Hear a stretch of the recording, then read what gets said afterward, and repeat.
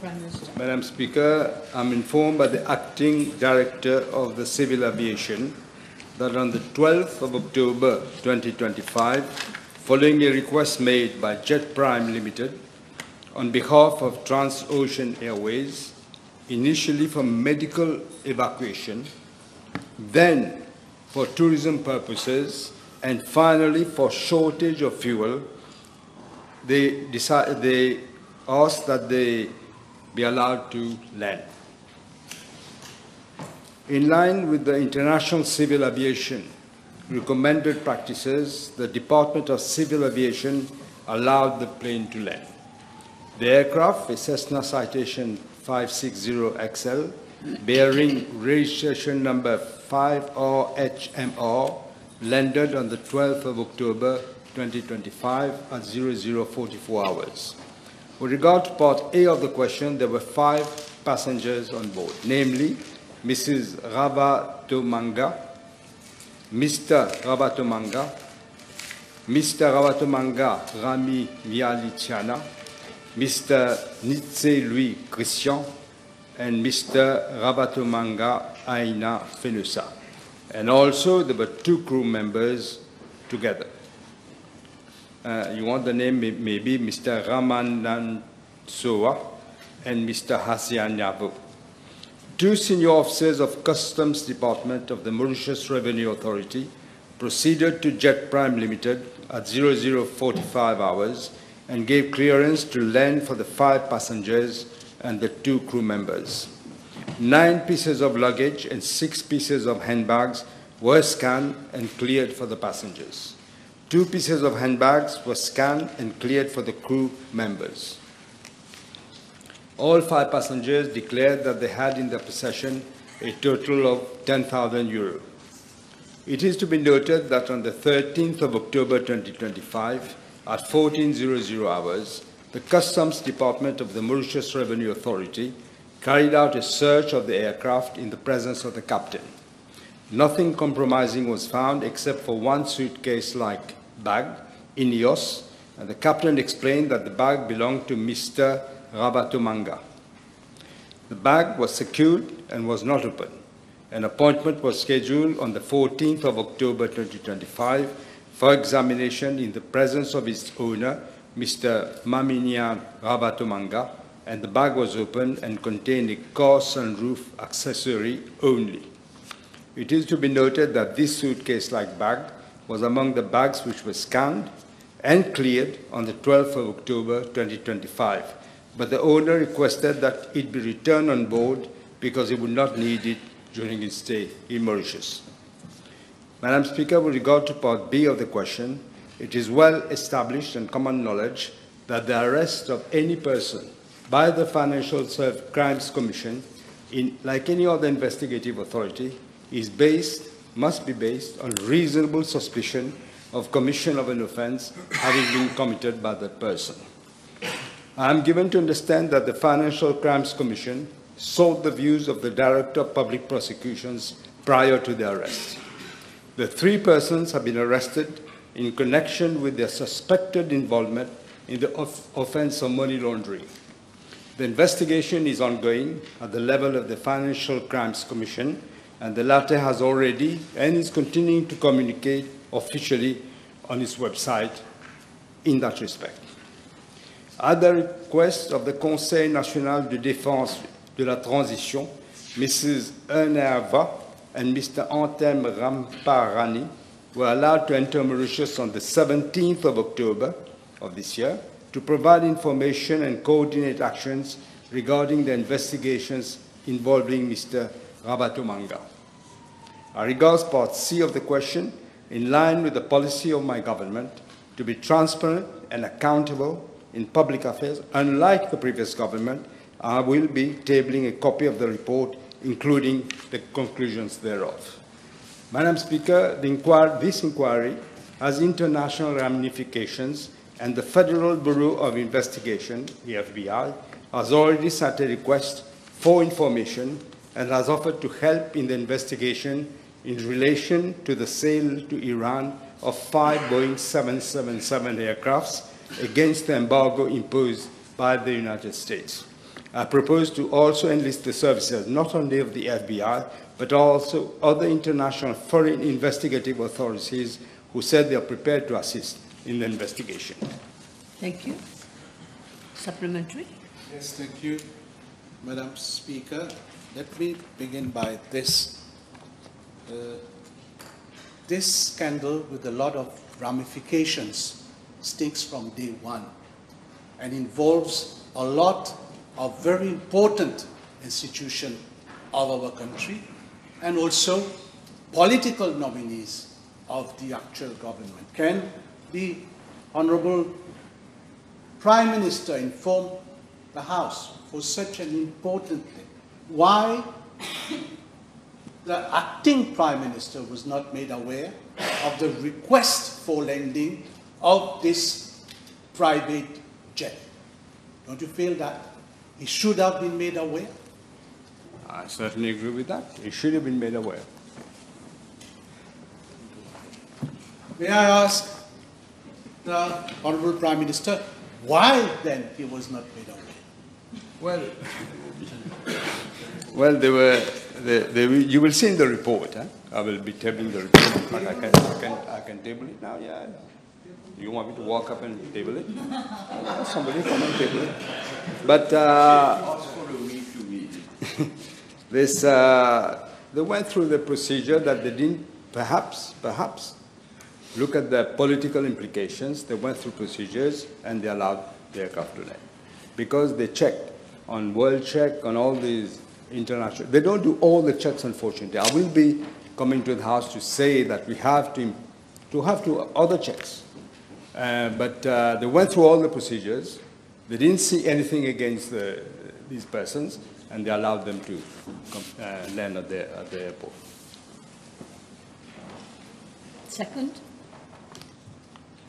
In his resignation letter, Madam Speaker, the former board member of Airports Holding Limited and Jet Prime Limited stated, and I quote, that the management of Jet Prime Limited professionally attended a life-saving evacuation in Madagascar pursuant to a military coup.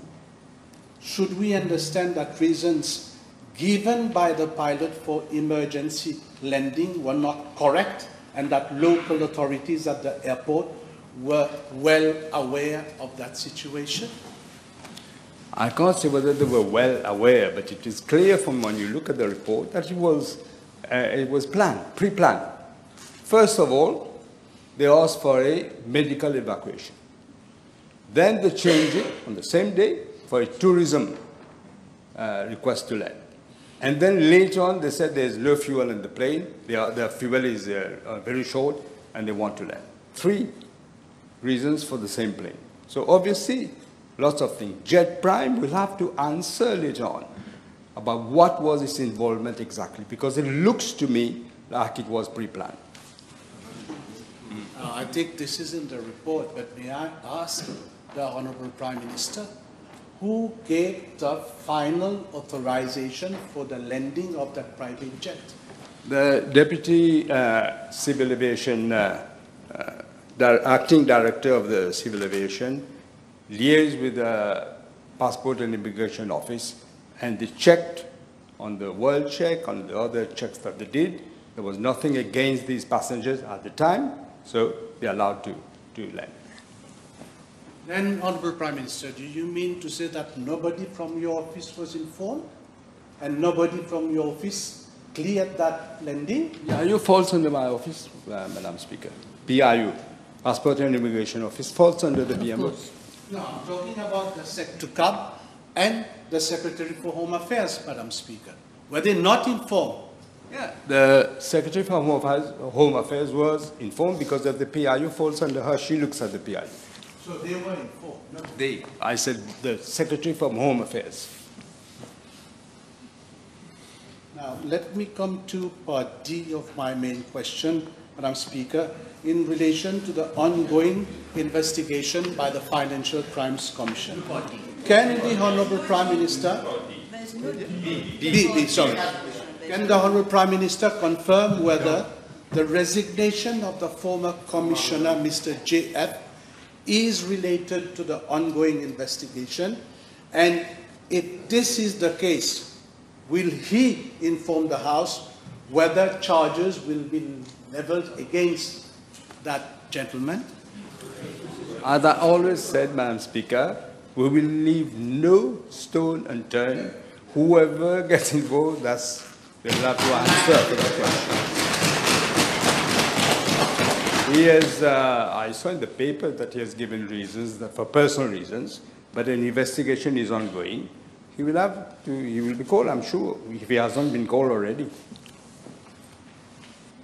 Madam Speaker, the Honourable Prime Minister must be aware of the very serious allegations that are being levelled against officers of the FCC, including the Acting Director General regarding an eventual traffic d'influence.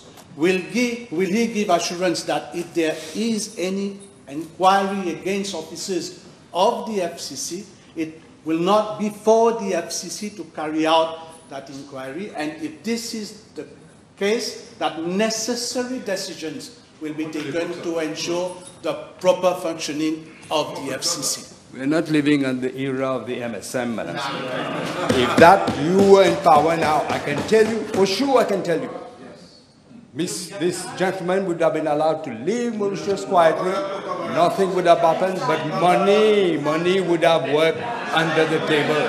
This is not the case here. This is not the case here. Nobody will be spared. Nobody will be spared. And besides, the proof of the pudding is in the eating. What is happening now? People are being arrested, are being questioned. Nobody is being spared. Madam Speaker, political nominees are nominees of the actual government. He's referring to the past. Now, Madam Speaker, there are also allegations of a meeting which took place at Quatre Bornes in the presence of Mr. JF and some other persons. Will the Honourable Prime Minister inform the House whether he is aware of that meeting, and can he confirm whether Mr. Etchen, the chairperson of the Central Electricity Board, was also present in that meeting? Je suis tenté, Madame la Présidente, de me référer, donnez-moi l'occasion à une phrase du film Cholet qui dit qui t'est admis. Combien de personnes il y avait à cette réunion? I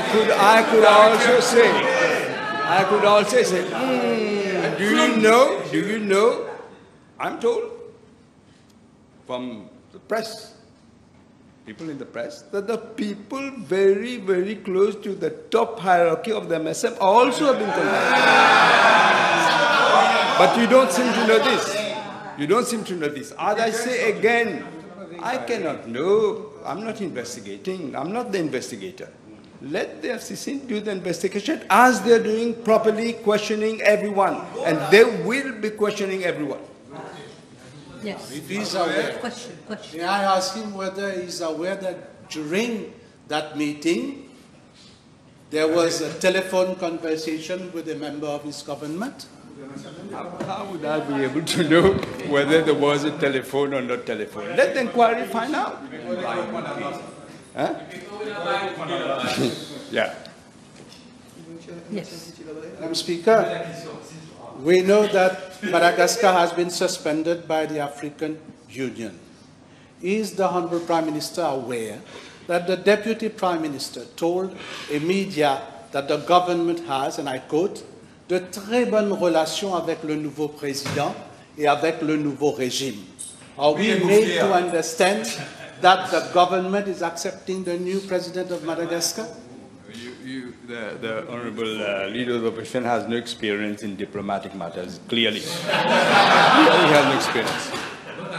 There has been a takeover. It's not quite a military coup, as people are saying. There was a revolt in Madagascar. It's different from it, as if the military came and did a coup. It's different. But they have taken over. The president has, the former president has left the country. What we want to ensure is that Madagascar comes back to proper civil governments with an election. That is what we are trying to do. Can the Honourable Prime Minister state to the House the stand of Mauritius, the stand Mauritius has taken at the SADC in relation to the situation in Madagascar? Position taken by SADC. I know some people, you want to listen, Honourable Leader of the Opposition, some people, SADC went there, but we're not aware of what has ensued after that. Can the Honourable Prime Minister inform the House whether himself or the Deputy Prime Minister during his actingship were in communication with the former President of Madagascar when he left Madagascar?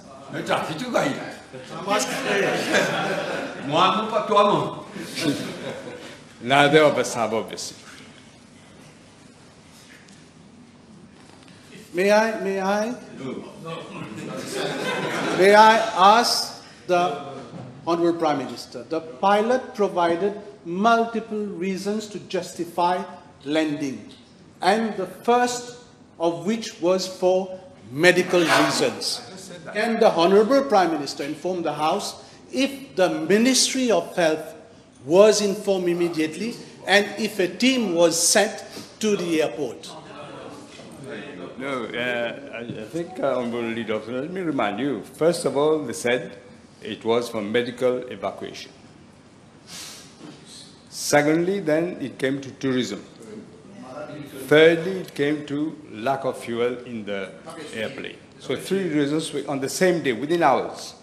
So that gentleman is now in a clinic. I have said that it's too easy for somebody just to go in the clinic and say, I've got a cardiac problem. We will be sending officers, public officers from the Ministry of Health to check whether it's true or not. We have to check. Speaker, a cabinet decision, that is the decision of the 17th of October, mentioned that the acting director of the civil aviation referred the matter to the police. Can we know on what date was the statement taken?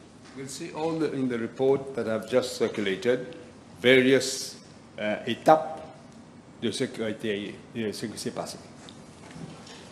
Then you'll be able to put a proper question next time if you read the report. No, but you can. This is my time. I have the right to put questions, Madam Speaker. You should not tell me to come later. No, I say you can. I'm not telling you. I'm only saying that if need be, you will be able to do that. Yeah, but you can still carry on. You can still carry on.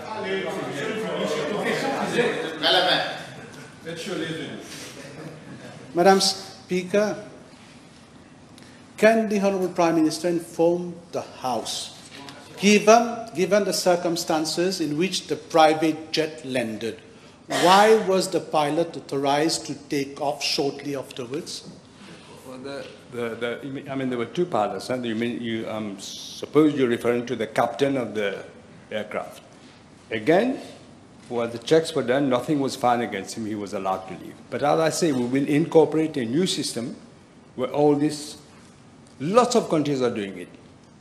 In Africa, in Europe, in Australia, in New Zealand, lots of countries are doing it. In Asia as well.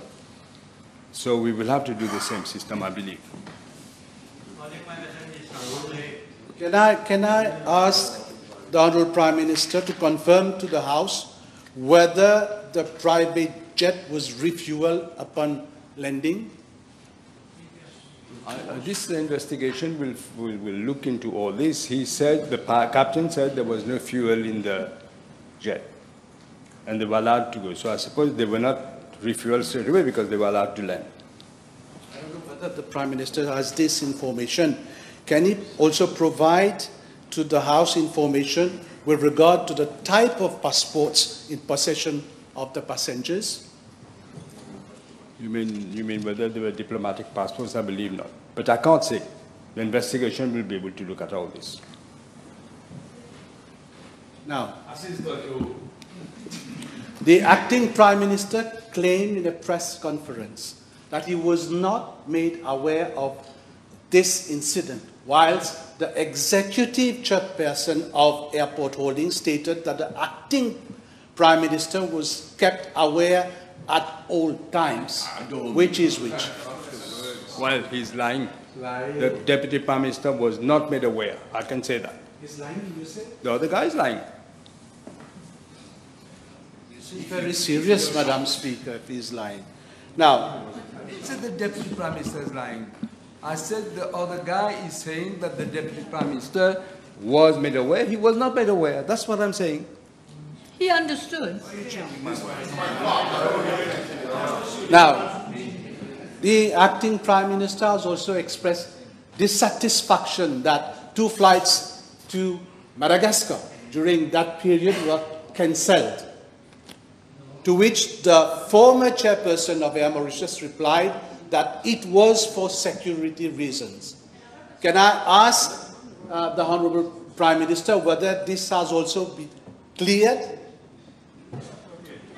I don't quite follow the question. The question is about this plane, which now you're asking about other planes.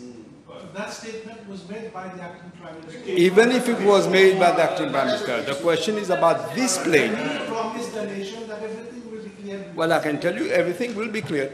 That's also Your friend. Yeah, your friend. Yes. So do you have Thank you. Madam Speaker, may I ask the Prime Minister in relation to Part B of the question, with regards to the alleged offences of money laundering, will the Prime Minister reveal the names of the management companies, the banks and the real estate promoters who have helped, allegedly, this person to stash so much money in Mauritius, contrary to FATF rules? And it looks like, again, there has been loopholes that has been found by those persons. Will he now, it doesn't matter whose regime it was, what matters is what you will do about it. Will he now seriously investigate, cause a serious investigation, who may, regardless of who might be involved, to ensure that we protect the financial services sector and that we ensure integrity of the Mauritian economy? I remember very well, your own father was Minister of Finance around the time all this was happening, including the MSM government, but we will ensure. That is what I said, no stone will be left unturned. Yes. Madam Speaker, may I ask again the names? We are interested to know who are the banks, who are the management companies, who are the real estate promoters that have allegedly aided and abetted. This is what we are interested in. Well, member must learn to be careful. It is not for me to name names. An investigation is ongoing. So if you name names, you know what's going to happen? This is precisely what they want. They will take the money out of the bank. Yeah, okay.